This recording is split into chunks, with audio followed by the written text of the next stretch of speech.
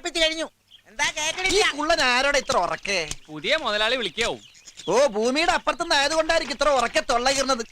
പിന്നെ മുതലാളി വരുമ്പോ ഒരു സാധനം ഹലോ ഹലോ, നാശം.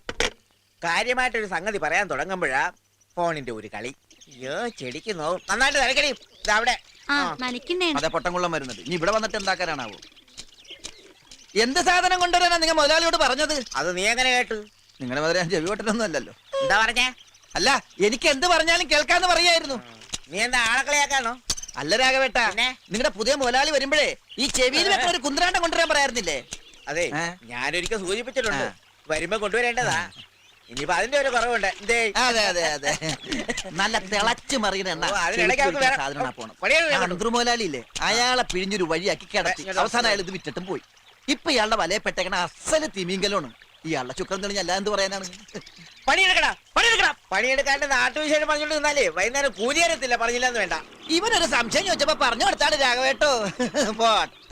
അയ്യോ, അവന്റെ ഒരു സംശയം. പണിയെടുക്ക്. പറയണത് കേട്ടത്തൊന്നും ഇയാളുടെ വീട്ടിൽ നിന്ന് കൊണ്ടുവന്ന കൂലി തന്നെ. കാശ് അയാളുടെ അല്ലേ? പൊട്ടൻ, നീ വേഗം പണി തീർക്ക്. ടൈലറിംഗ് സ്കൂൾ വിടാൻ സമയമായി.